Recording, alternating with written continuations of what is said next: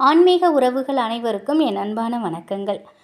16 செல்வமும் பெற்றுத்தரக்கூடிய ஒரு அற்புதமான மாசி மகத்தில் ஏற்றக்கூடிய ஒரு தீபத்தை தான் இந்த பதிவில் நம்ம பார்க்க போகிறோம்.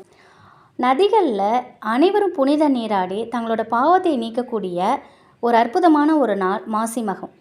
இந்த தினத்தில் தான் சிவபெருமான் முருகப்பெருமான்கிட்ட இருந்த ஞான உபதேசம் பெற்றார்.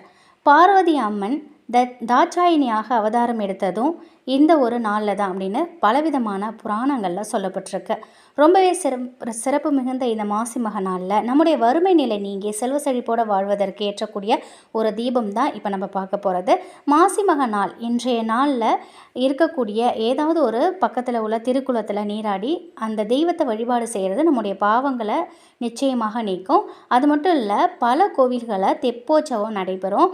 இதில் கலந்துக்கிட்டோம் அப்படின்னா நமக்கு நல்ல பலன்கள் கிடைக்கும்.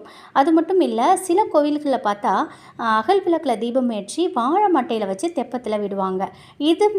இந்த மாதிரி செய்யும் பொழுது இதன் மூலம் நம்முடைய பாவங்கள் தீரும் அப்படிங்கிறது நம்பிக்கை. இப்படி பலவிதமான சிறப்புகள் மிகுந்த இந்த மாசி மக நாளில் நமக்கு இருக்கக்கூடிய அனைத்து வறுமையும் நீங்கணும், நம்ம தொட்ட காரியங்கள்லாம் வெற்றி அடையணும், நமக்கு செல்வங்கள் பெருகணும், 16 செல்வமும் நம் வீடு தேடி வரணும்னா இந்த தீபம் நம்ம ஏற்றலாம். இந்த நாளில் காலை 3:50க்கு தொடங்கி மக நட்சத்திரம் நாளை காலை 5:09 வரைக்கும் இருக்குது.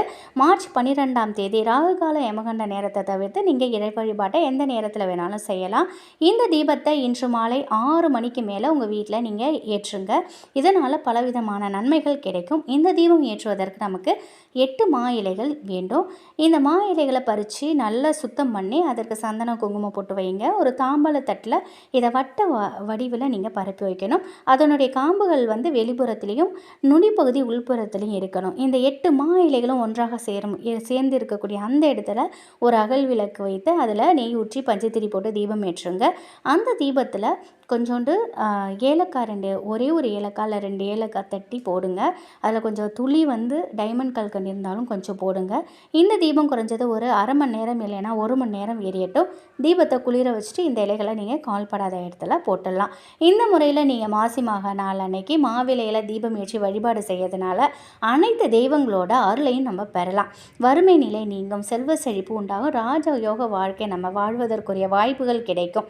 மாசி மக நாள் அன்னைக்கு இந்த இலையின் மீது தீபம் ஏற்றி வழிபாடு செய்து அனைத்து விதமான செல்வங்களையும் பெற்று ராஜயோக வாழ்க்கையை நம்ம பெறலாம். நம்முடைய உழைப்போடு சேர்த்து இது போன்ற வழிபாடுகள் பரிகாரங்கள் செய்யும் பொழுது நம்ம வாழ்க்கையில் இருக்கக்கூடிய அனைத்து தடைகளும் நீங்கும், நம்முடைய வருமானம் பெருகும். இந்த நாளில் யாராவது ஒருத்தருக்காவது வயிறார சாப்பாடு போடுங்க.